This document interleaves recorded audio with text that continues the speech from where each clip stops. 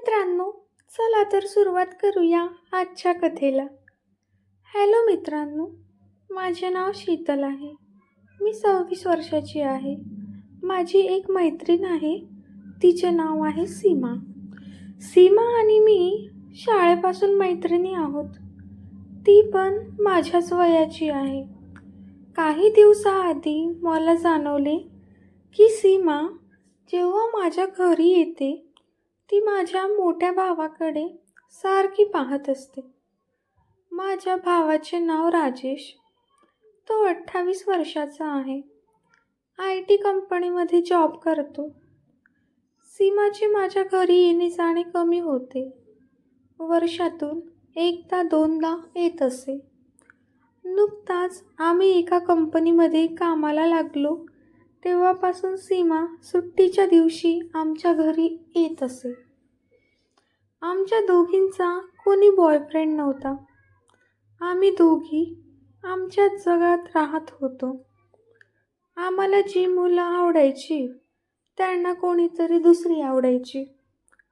त्यामुळे पाहिजे तो मुलगा कधी मिळालाच नाही.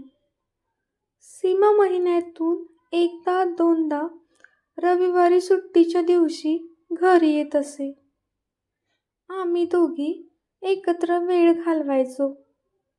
पण आता ती दर शनिवारी आणि रविवारी घरी येऊ लागली.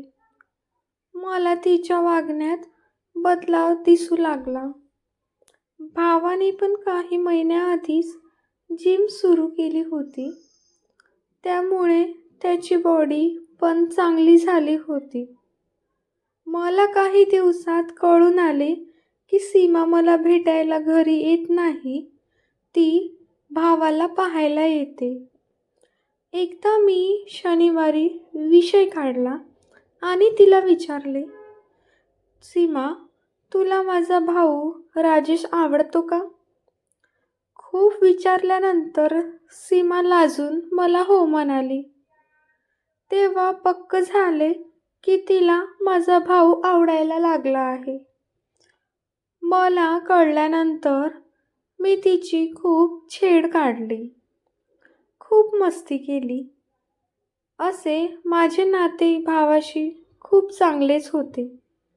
पण लगेच जाऊन असे विचारणे मला बरोबर नाही वाटले. कारण जर भावाला सीमा आवडली नाही तर तिला खूप त्रास होईल. म्हणून मी विचार केला की आधी दोघांची चांगली मैत्री करू, म्हणजे हळूहळू भावाला पण सीमा आवडेल. शनिवारी भाऊ TV पाहत असताना दोघी बाहेर हॉलमध्ये जाऊन बसलो. मी भावाशी गप्पा मारू लागले. इथल्या तिथल्या गप्पा करू लागलो. काही दिवस गेले.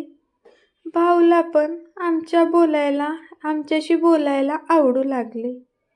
मला जाणवले की तो सीमाशी बोलताना तिच्या नजरेत नजर टाकून पाहत असतो. दोघे पण एकमेकांना डोळ्याने इशारे करू लागले. आम्ही जेव्हा वेळ मिळेल बाहेर जाऊन कॅफेमध्ये जाऊन आम्ही खात असे. आमच्या तिघांची चांगली मैत्री झाली होती. हळूहळू दोघे मला जवळ येताना दिसू लागले. एकदा मला सीमा ऑफिसमध्ये कोणाशी तरी व्हॉट्सॲपवर खूप वेळ बोलताना दिसली. मी माझ्या जागेवर बसले होते. ती सारखी कोणाशी तरी व्हॉट्सॲपवर बोलत होती. मी तिला दुपारी जेवणाच्या वेळी विचारले की तू कोणाशी एवढा वेळ व्हॉट्सॲपवर बोलत होती? ती आधी तर हसली आणि लाजत म्हणाली, तुझ्या भावाशी. मी अचंबित झाली. सीमाला म्हणाले, तुम्ही दोघांनी नंबर पण एकमेकांना दिला आणि तू मला सांगितले पण नाही. कधीपासून चालू आहे हे? मी सीमाला अशी म्हणाली. त्यावर सीमा मला म्हणाली, 2 दिवस झाले. मग मी परत तिची छेड काढली. तिने मला सांगितले का नाही? म्हणून मी तिला खूप सतावले. आता सीमा आणि राजेशचे फोनवर बोलणे सुरू झाले. मला राजेश रात्री फोनवर मेसेजवर बोलताना नेहमी दिसत असे. मला कळून आले की सीमाशी बोलते आहे हा. मी तिला विचारत असे की कुठे लव्ह स्टोरी पोचली. ती लाजत मला सांगत असे. मला पण त्यांची लव्ह स्टोरी जाणून घेण्यात खूप मजा येत होती. संध्याकाळी ऑफिसमधून निघताना सीमा आणि मी दोघे बरोबर निघायचो. पण बुधवारी सीमा लवकर निघाली. मी तिला विचारले, का लवकर जाते? माझ्यासाठी थांब ना. तर ती म्हणाली, घरी काही काम आहे. मी पण जास्त विचारले नाही आणि ठीक आहे म्हणाले. घरी आले तर मला भाऊ नाही दिसला. नेहमी तो त्यावेळी TV पाहत बसलेला असतो. आईला विचारले तर ती म्हणाली की तो मित्राबरोबर मूव्ही पाहायला गेलाय. तेव्हा माझा शक आता खात्रीमध्ये परिवर्तित झाला. मला कळून आले की सीमा आणि राजेश दोघे बरोबर मूव्हीला गेले आहे. म्हणून सीमाने मला खरं सांगितले नाही. त्या रात्री भाऊ खूप उशिरा आला. दुसऱ्या दिवशी मी दुपारी जेवणाच्या वेळी सीमाला भेटले. ती माझ्यासमोर लाजत होती. तिला कळून आले की मी तिला काय प्रश्न विचारणार आहे. मी तिला सरळ विचारले, कालचा मूव्ही कसा होता? तर त्यावर ती हसली आणि लाजत म्हणाली, चांगला होता. खरं सांगू तर मला मूव्हीमध्ये काय झाले हे जाणून घेण्याची खूप इच्छा झाली होती. मी तेव्हा सीमाला काही म्हणाले नाही, पण तिची छेड काढत होती.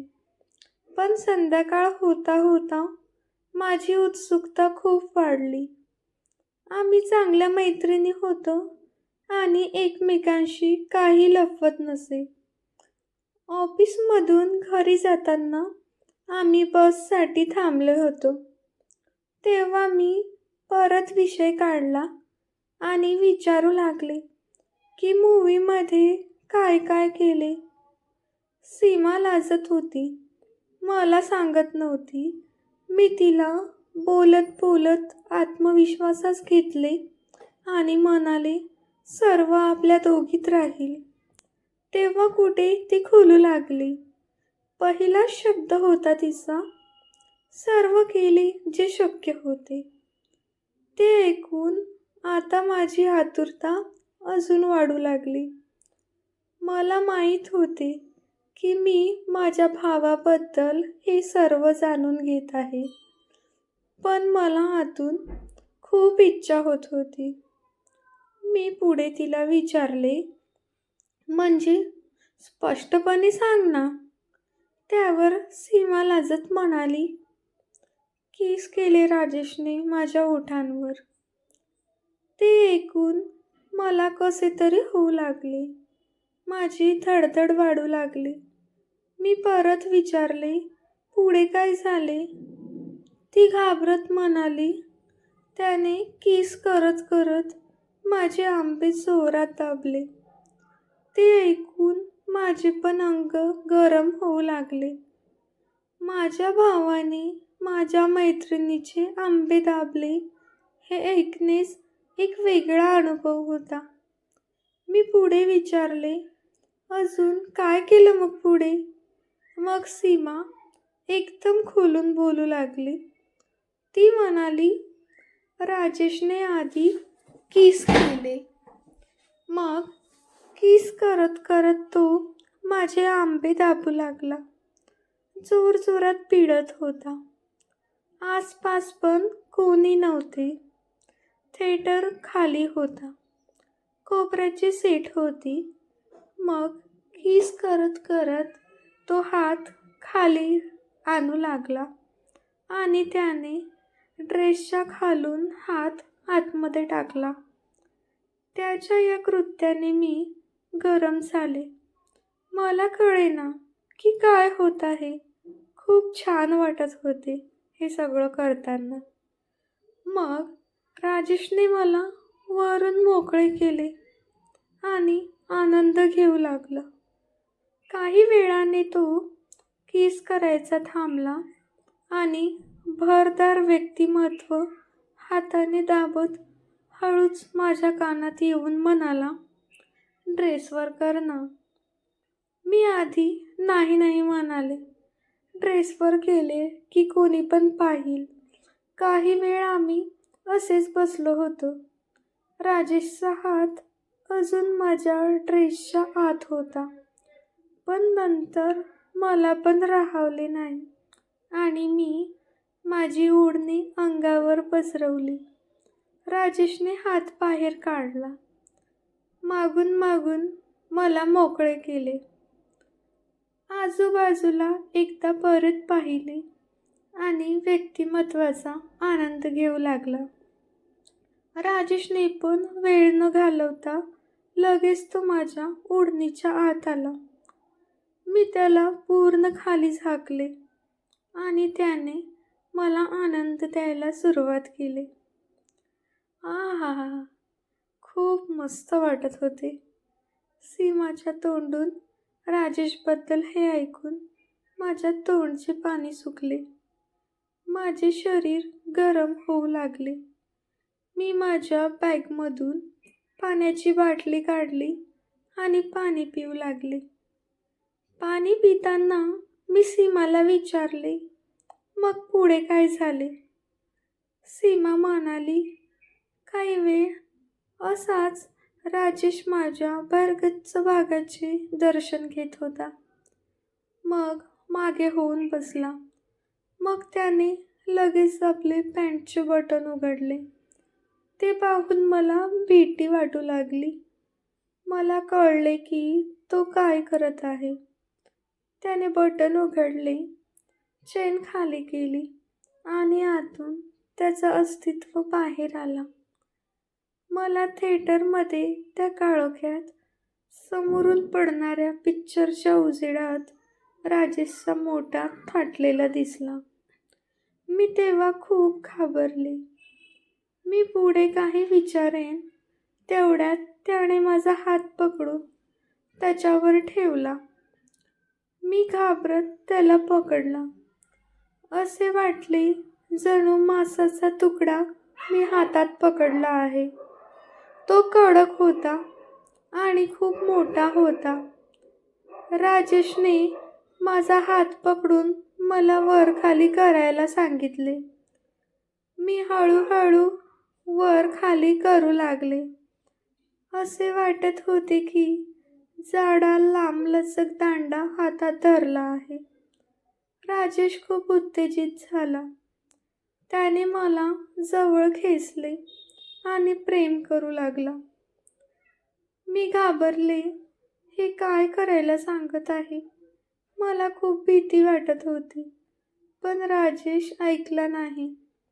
त्याने मला जवळ खेचून घेतले आणि माझ्या खांद्यावर हात ठेवून मला खाली करू लागला.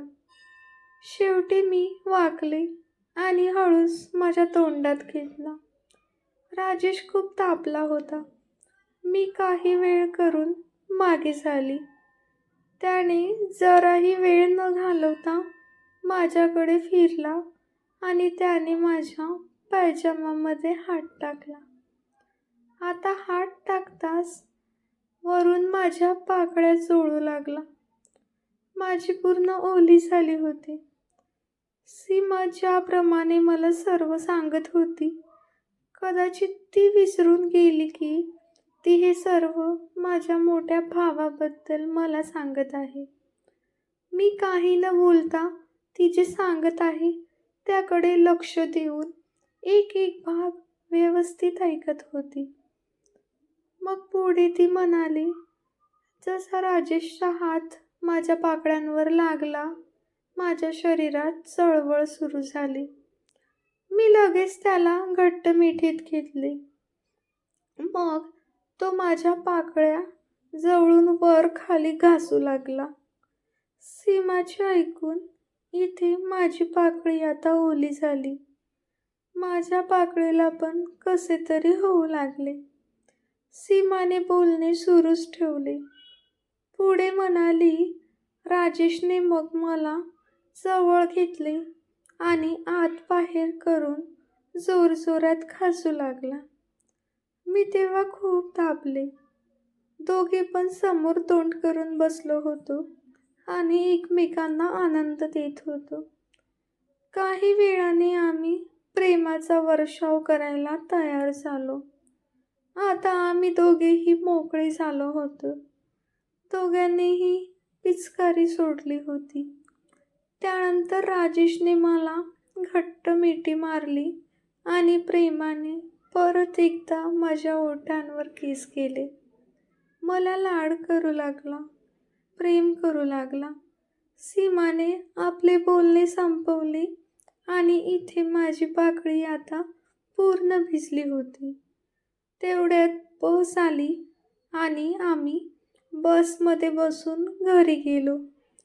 त्या रात्री मी जसे घरातले सर्व झोपायला गेले आणि लाईट बंद झाल्या, मी माझ्या खोलीत पूर्ण काळोख करून बेडवर पूर्ण मोकळी होऊन झोपले. पाय दूर केले आणि सीमाने जी गोष्ट मला आज सांगितली तिचा विचार करून जोरजोरात पाकळी चोळू लागली आणि काही मिनिटाने पिचकारी सोडली आणि आनंदाचा श्वास घेतला. तर मित्रांनो, आजची स्टोरी तुम्हाला कशी वाटली कमेंटमध्ये नक्की कळवा. व्हिडिओ आवडला असेल तर व्हिडिओला लाईक करा, चॅनलला सबस्क्राईब करा आणि आपल्या मित्रांपर्यंतही शेअर करा.